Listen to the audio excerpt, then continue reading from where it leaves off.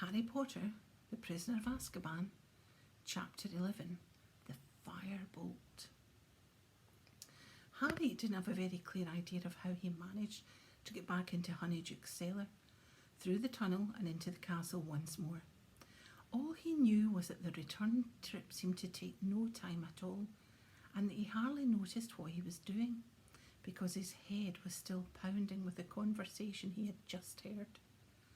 Why had nobody ever told him? Dumbledore, Hagrid, Mr. Weasley, Cornelius Fudge.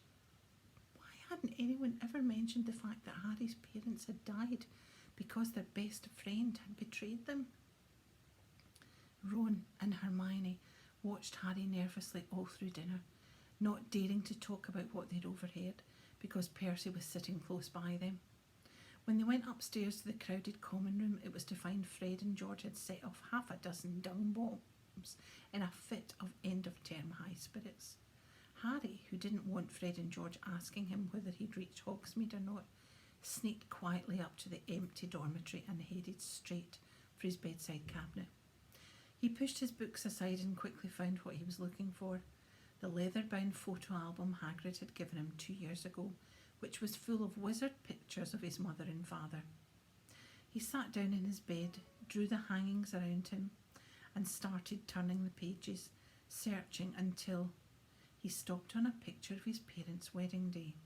There was his father waving up at him, beaming, the untidy black hair Harry had inherited standing up in all directions. There was his mother, alight with happiness, arm in arm with his dad, and there, that must be him, their best man. Harry had never given him a thought before. If he hadn't known it was the same person, he would never have guessed it was black in this old photograph. His face wasn't sunken and waxy, but handsome, full of laughter. Had he already been working for Voldemort when this picture had been taken? Was he already planning the deaths of the two people next to him? Did he realise he was facing 12 years in Azkaban? 12 years which would make him unrecognisable? But the Dementors don't affect him, Harry thought, staring into the handsome, laughing face. He doesn't have to hear my mum screaming if they get too close. Harry slammed the album shut, reached over and stuffed it back into his cabinet, took off his robes and glasses and got into bed, making sure the hangings were hiding him from view. The dormitory door opened. Harry, said Ron's voice uncertainly, but Harry lay still pretending to be asleep. He heard Ron leave again and rolled over on his back, his eyes wide open. A hatred such as he had never known before was coursing through Harry like poison. He could see Black laughing at him through the darkness, as though someone had pasted the picture from the album over his eyes. He watched as though somebody was playing him a piece of film. Sirius Black blasting Peter Pettigrew, who resembled Neville Longbottom, into 1,000 pieces. He could hear, though he had no idea what Black's voice might sound like, a low, excited mutter. "It has happened, my lord. The Potters have made me their secret keeper." And then came another voice laughing shrilly, the same laugh that Harry heard inside his head whenever the Dementors drew near. "Harry, you look terrible." Harry hadn't got to sleep till daybreak. He'd awoken to find the dormitory deserted, dressed, and gone down the spiral staircase to a common room that was completely empty except for Ron, who was eating a peppermint toad and massaging his stomach, and Hermione, who had spread her homework over 3 tables. "Where is everyone?" said Harry. "Gone! It's the first day of the holidays, remember," said Ron, watching Harry closely. "It's nearly lunchtime. I was going to come and wake you up in a minute." Harry slumped into a chair next to the fire. Snow was still falling outside the windows. Crookshanks was spread out in front of the fire like a large ginger rug. "You really don't look well, you know," said Hermione, peering anxiously into his face. "I'm fine," said Harry. "Harry, listen," said Hermione, exchanging a look with Ron. "You must be really upset about what we heard yesterday, but the thing is, you mustn't go doing anything stupid." "Like what?" said Harry. "Like trying to go after Black," said Ron sharply. Harry could tell they'd rehearsed this conversation while he'd been asleep. He didn't say anything. "You won't, will you, Harry?" said Hermione. "Because Black's not worth dying for," said Ron. Harry looked at them. They didn't seem to understand at all. Do you know what I see and hear every time a Dementor gets too near me? Ron and Hermione shook their heads, looking apprehensive.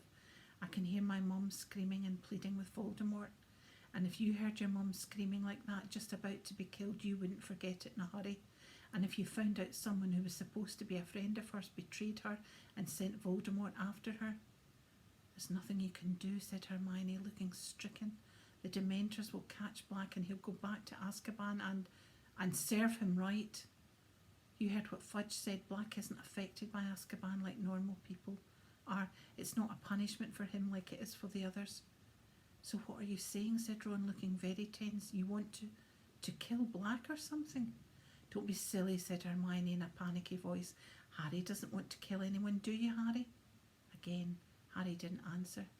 He didn't know what to do. All he knew was that the idea of doing nothing while Black was at liberty was almost more than he could stand. Malfoy knows, he said abruptly. Remember what he said to me in potions. If it was me, I'd hunt him down myself. I'd want revenge. You're going to take Malfoy's advice instead of ours, said Ron furiously. Listen, you know what Pettigrew's mother got back after Black had finished with him. Dad told me. The Order of Merlin, first class, and Pettigrew's finger in a box. That was the biggest bit of them they could find. Black's a madman, Harry, and he's dangerous. Malfoy's dad must have told him, said Harry, ignoring Ron. He was right in Voldemort's inner circle. Say you know who, will you? Interjected Ron angrily. So obviously the Malfoys knew Black was working for Voldemort. And Malfoy'd love to see you get blown into about 1,000,000 pieces like Pettigrew. Get a grip. Malfoy's just hoping you'll get yourself killed before he has to play you at Quidditch.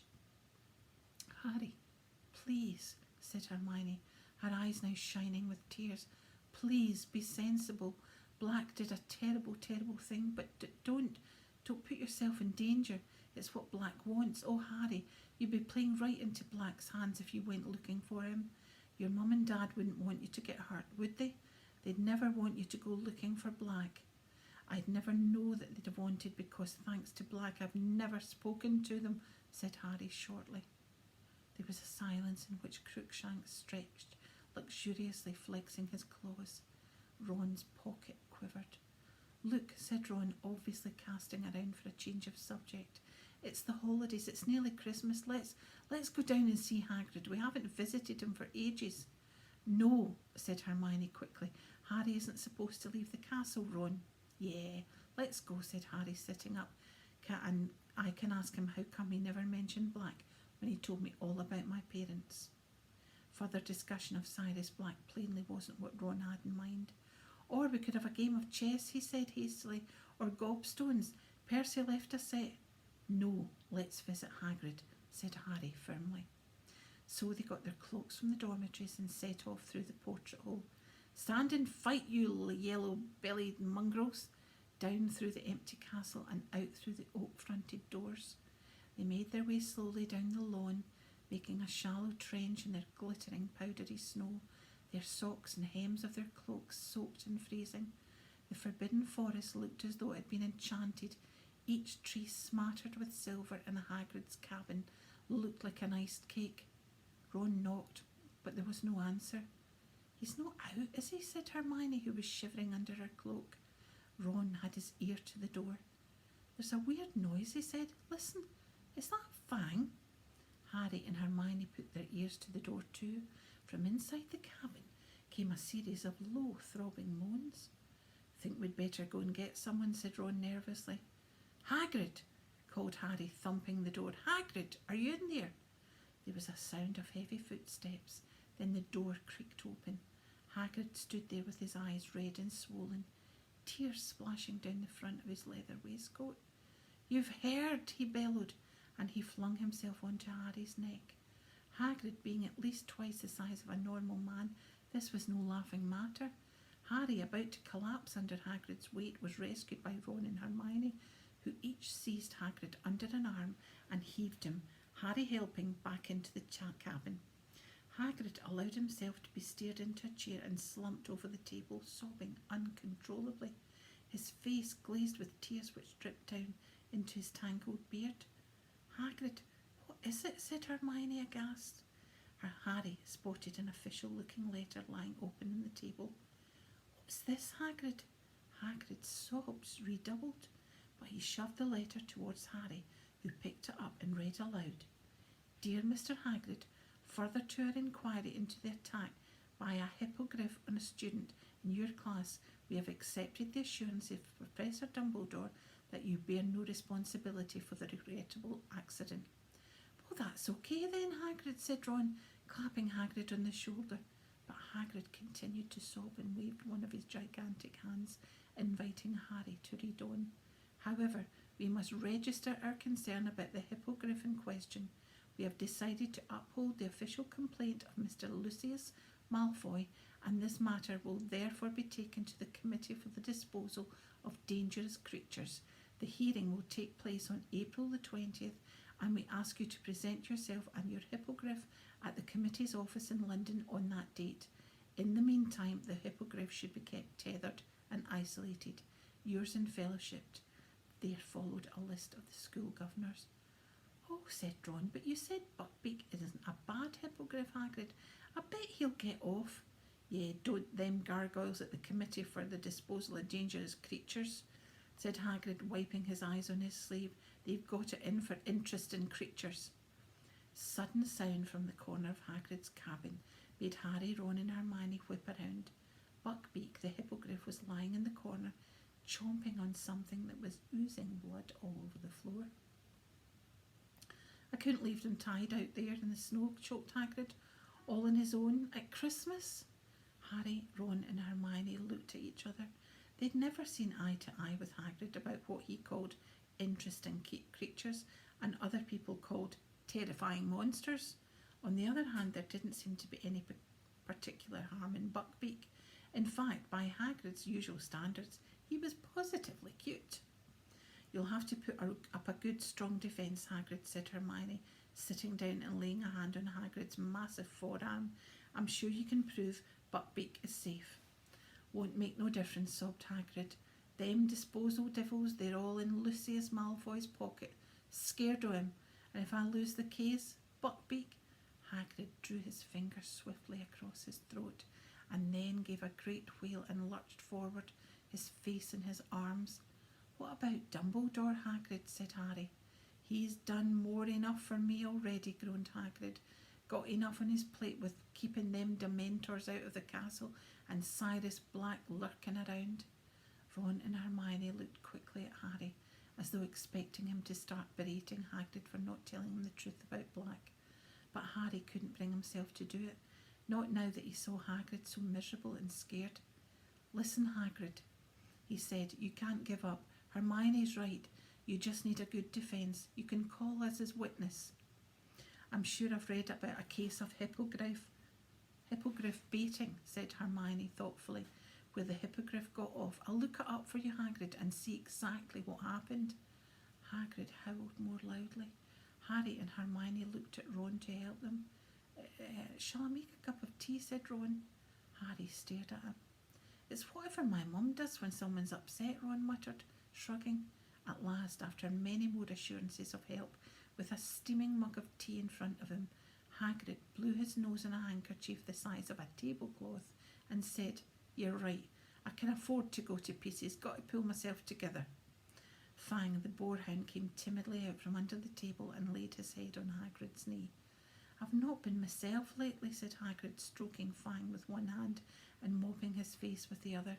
Worried about Buckbeak and no one liking me classes. We do like them, lied Hermione at once.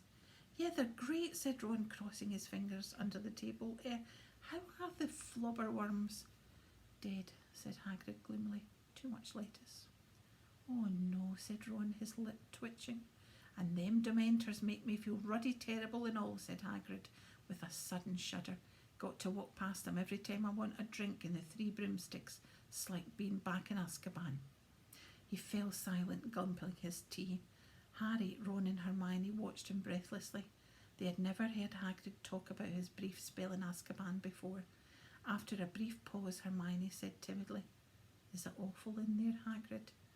You have no idea, said Hagrid quietly. Never been anywhere like it. Thought I was going mad. Kept going over horrible stuff in my mind. The day I got expelled from Hogwarts, the day my dad died, the day I had to let Norbert go. His eyes filled with tears. Norbert was the baby dragon Hagrid had once won in a game of cards. You can't really remember who you are after a while, and you can't see the point of living at all. I used to hope I'd just die in my sleep. When they let me out, it was like being born again. Everything came flooding back. It was the best feeling in the world. Mind, the Dementors weren't keen on letting me go. But you were innocent, said Hermione. Hagrid snorted. Think that matters to them? They don't care. Long as they've got a couple of hundred humans stuck there with them, so they can leech all the happiness out of them, they don't give a damn who's guilty and who's not. Hagrid went quiet for a moment, staring into his tea. Then he said quietly, thought of just letting Buckbeak go, trying to make him fly away. But how do you explain to a hippogriff it's got to go into hiding? And I'm scared of breaking the law. He looked up at them, tears leaking down his face again. I don't ever want to get back to Azkaban. The trip to Hagrid, though far from fun, had nevertheless the effect Ron and Hermione had hoped. Though Harry had no means forgotten about Black, he couldn't brood constantly in revenge if he wanted to help Hagrid win his case against the Committee for the Disposal of Dangerous Creatures. He, Ron and Hermione went to the library next day and returned to the empty common room laden with books which might help prepare a defence for Buckbeak. The three of them sat in front of the roaring fire, slowly turning the pages of dusty volumes about famous cases of marauding beasts, speaking occasionally when they ran across something relevant. Here's something. There was a case in 1722, but the hippogriff was convicted. Ugh, look what they did to it. It's disgusting. This might help. Look, a Manticore savaged someone in 1296, and they let the Manticore off. Oh no, that was only because everyone was too scared to go near it.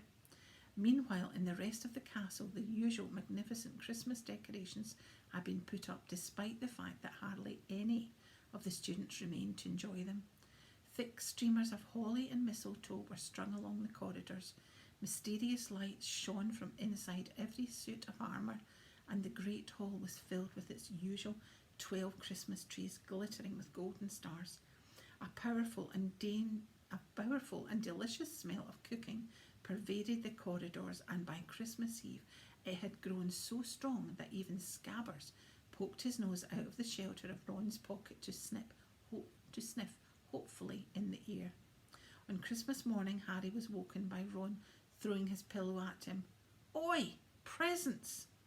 Harry reached for his glasses and put them on, squinting through the semi-darkness to the foot of his bed, where a small heap of parcels had appeared. Ron was already ripping the paper off his own presents. Another jumper from Mum. Maroon again. See if you've got one. Harry had. Mrs. Weasley had sent him a scarlet jumper with the Gryffindor lion knitted on the front, also a dozen home-baked mince pies, some Christmas cake, and a box of nut brittle. As he moved all those things aside, he saw a long, thin package lying underneath. What's that? Said Ron, looking over a freshly unwrapped pair of maroon socks in his hands. Dunno. Harry ripped the parcel open and gasped as a magnificent gleaming broomstick rolled out onto his bedspread. Ron dropped his socks and jumped off his bed for a closer look. I don't believe it, he said hoarsely. It was a firebolt, identical to the dream broom Harry had gone to see every day in Diagon Alley. Its handle glittered as he picked it up. He could feel it vibrating and let it go.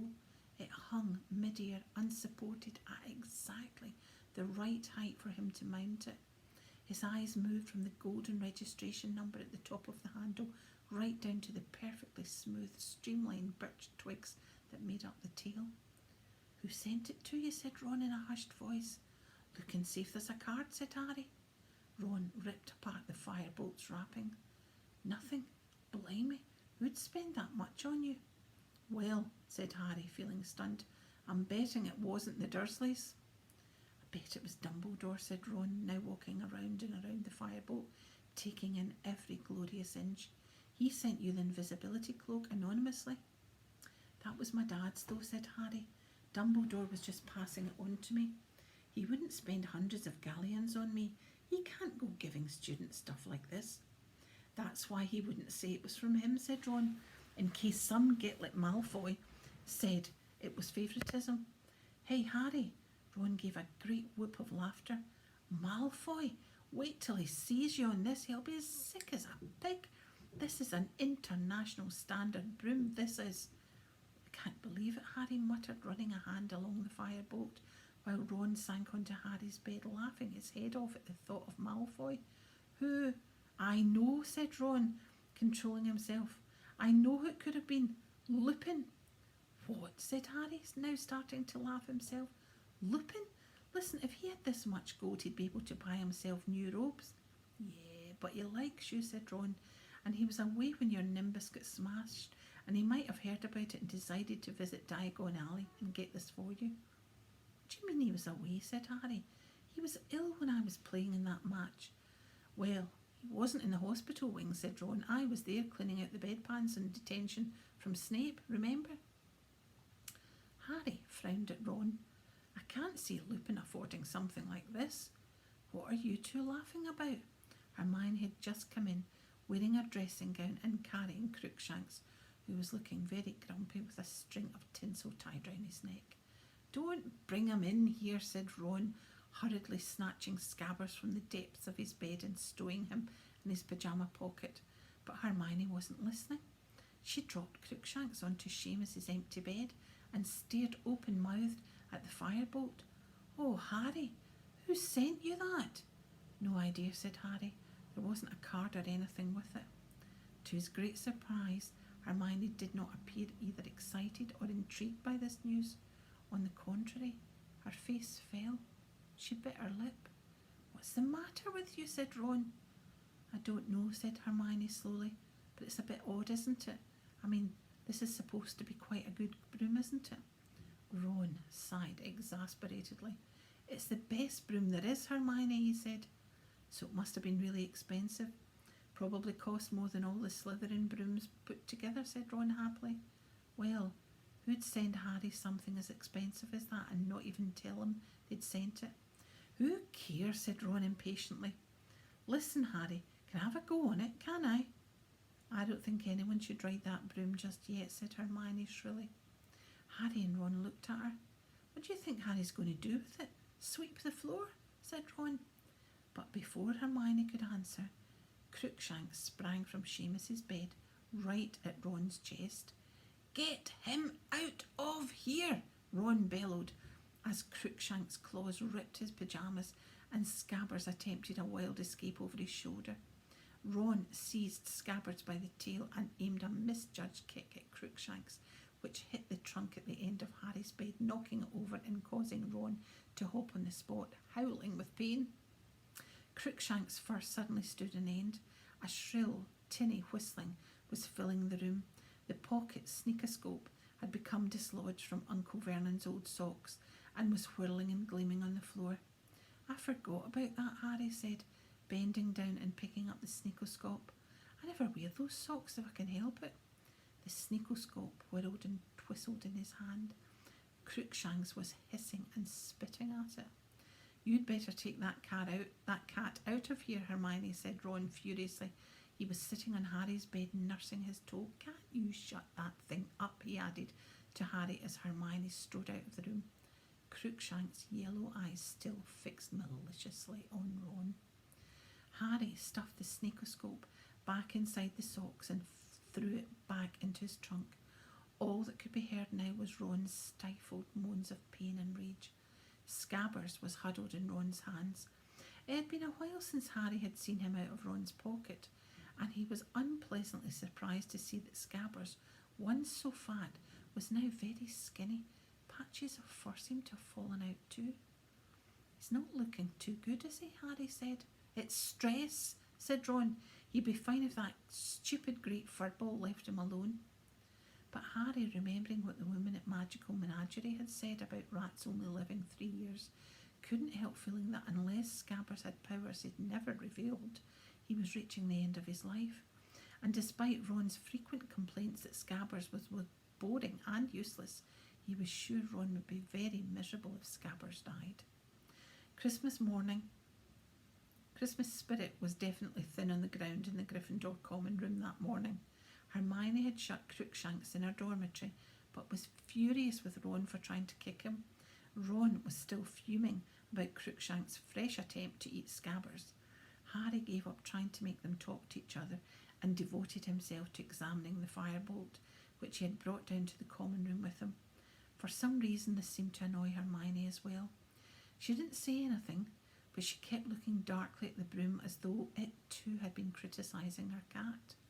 At lunchtime they went down to the Great Hall to find that the house's table had been moved against the walls again, and that a single table set for 12 stood in the middle of the room. Professor Dumbledore, McGonagall, Snape, Sprout and Flitwick were there, along with Filch the caretaker, who had taken off his usual brown coat and was wearing a very old and rather mouldy looking tailcoat. There were only 3 other students, 2 extremely nervous looking first years and a sullen-faced Slytherin 5th year. "Merry Christmas," said Dumbledore, as Harry, Ron and Hermione approached the table. "As there are so few of us, it seemed foolish to use the house tables. Sit down, sit down." Harry, Ron and Hermione sat down, side by side at the end of the table. "Crackers," said Dumbledore enthusiastically, offering the large end of a large silver one to Snape, who took it reluctantly and tugged. With a bang like a gunshot, the cracker flew apart to reveal a large pointed witch's hat topped with a stuffed vulture. Harry, remembering the Bogart, caught Ron's eye, and they both grinned. Snape's mouth thinned, and he pushed the hat towards Dumbledore, who swapped it for his wizard's hat at once. "Tuck in," he advised the table, beaming around. As Harry was helping himself to roast potatoes, the doors of the Great Hall opened again. It was Professor Trelawney, gliding towards them as though on wheels. She had put on a green sequin dress in honour of the occasion, making her look more than ever like a glittering, oversized dragonfly. "Sybil, this is a pleasant surprise," said Dumbledore, standing up. "I have been crystal gazing, Headmaster," said Professor Trelawney in her mistiest, most faraway voice, "and to my astonishment I saw myself abandoning my solitary luncheon and coming to join you. Who am I to refuse the promptings of fate? I at once hastened from my tower, and I do beg you to forgive my lateness." Certainly, said Dumbledore, his eyes twinkling. "Let me draw you up a chair."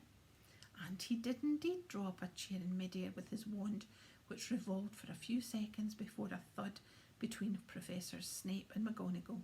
Professor Trelawney, however, did not sit down. Her enormous eyes had been roving around the table, and she suddenly uttered a kind of soft scream. "I dare not, Headmaster. If I join the table, we shall be 13. Nothing could be more unlucky. Never forget that when 13 dine together, the first to rise will be the first to die." "We'll risk it, Sybil," said Professor McGonagall impatiently. "Do sit down. The turkey's getting stone cold." Professor Trelawney hesitated, then lowered herself onto the empty chair, eyes shut and mouth clenched tight, as though expecting a thunderbolt to hit the table. Professor McGonagall poked a large spoon into the nearest tureen. "Tripe, Sybil?" Professor Trelawney ignored her. Eyes open again, she looked around once more and said, "But where is dear Professor Lupin?" "I'm afraid the poor fellow is ill again," said Dumbledore, indicating that everybody should start serving themselves. "Most unfortunate that it should happen on Christmas Day." "But surely you knew that, Sybil," said Professor McGonagall, her eyebrows raised. Professor Trelawney gave Professor McGonagall a very cold look. "Certainly I knew, Minerva," she said quietly, "but one does not parade the fact that one is all-knowing. I frequently act as though I am not possessed of the inner eye, as so not to make others nervous." "That explains a great deal," said Professor McGonagall tartly. Professor Trelawney's voice suddenly became a good deal less misty. "If you must know, Minerva, I have seen that Professor Lupin will not be with us for very long. He seems aware himself that his time is short. He positively fled when I offered to crystal gaze for him." "Imagine that," said Professor McGonagall dryly. I doubt, said Dumbledore in a cheerful but slightly raised voice, which put an end to Professor McGonagall and Professor Trelawney's conversation, that Professor Lupin is in any immediate danger. Severus, you've made the potion for him again? Yes, Headmaster, said Snape. Good, said Dumbledore. Then he should be up and about in no time. Derek, have you had any of those chipolatas? They're excellent. The first-year boy went furiously red on being addressed directly by Dumbledore and took the platter of sausages with trembling hands. Professor Trelawney behaved almost normally until the very end of Christmas dinner. 2 hours later, full to bursting, with Christmas dinner and still wearing their cracker hats, Harry and Ron got up, first from the table, and she shrieked loudly, My dears, which of you left his seat first? Which? Don't know, said Ron, looking uneasily at Harry. Doubt it will make much difference, said Professor McGonagall coldly, unless a mad axeman is waiting outside the doors to slaughter the first into the entrance hall. Even Ron laughed. Professor Trelawney looked highly affronted. Coming, Harry said to Hermione. No, Hermione muttered. I want a quick word with Professor McGonagall. Probably trying to see if she can take any more classes, yawned Ron, as they made their way into the entrance hall, which was completely devoid of mad axemen. When they reached the portrait hall, they found Sir Cadogan enjoying a Christmas party with a couple of monks, several previous headmasters of Hogwarts, and his fat pony. He pushed up his visor and toasted them with a flagon of mead. Merry Christmas, password. Scurvy curse, said Ron. And the same to you, sir, roared Sir Cadogan, as the paintings swung forward to admit them. Harry went straight up to the dormitory, collected his firebolt and the broomstick servicing kit Hermione had given him for his birthday, brought them downstairs, and tried to find something to do with the firebolt. However, there were no bent twigs to clip, and the handle was so shiny it already seemed pointless to polish it. He and Ron sat, simply admiring it from every angle, until the portrait hole opened and Hermione came in, accompanied by Professor McGonagall. Though Professor McGonagall was head of Gryffindor House, Harry had only ever seen her in the common room once before, and that had been to make a very grave announcement. He and Ron stared at her, both holding the firebolt. Hermione walked around them, sat down, picked up the nearest book, and hid her face behind it. So that's it, is it? Said Professor McGonagall beadily, walking over to the fireside and staring at the firebolt. Miss Granger has just informed me that you have been sent a broomstick, Potter. Harry and Ron looked around at Hermione. They could see her forehead reddening over the top of her book, which was upside down. May I? Said Professor McGonagall, but she didn't wait for an answer before pulling the firebolt out of their hands. She examined it carefully from handle to twig ends. And there was no note at all, Potter? No card, no message of any kind? No, said Harry blankly. I see, said Professor McGonagall. Well, I'm afraid I will have to take this, Potter. What? Said Harry, scrambling to his feet. Why? It will need to be checked for jinxes, said Professor McGonagall. Of course, I'm no expert, but I dare say Madam Hooch and Professor Flitwick will strip it down. Strip it down? Repeated Ron, as though Professor McGonagall was mad. It shouldn't take more than a few weeks, said Professor McGonagall. You will have it back if we are sure it is jinx-free. There's nothing wrong with it, said Harry, his voice shaking slightly. Honestly, Professor? You can't know that, Potter, said Professor McGonagall quite kindly. Not until you've flown it at any rate, and I'm afraid that's out of the question until we are certain it's not been tampered with. I shall keep you informed. Professor McGonagall turned on her heel and carried the firebolt out of the portrait hole, which closed behind her. Harry stood staring at her, the tin of high-finished polish still clutched in his hands. Ron, however, rounded on Hermione. What did you go running to McGonagall for? Hermione threw her book aside. She was still pink in the face, but stood up and faced Ron defiantly. Because I thought, and Professor McGonagall agrees with me, that broom was probably sent to Harry by Sirius Black.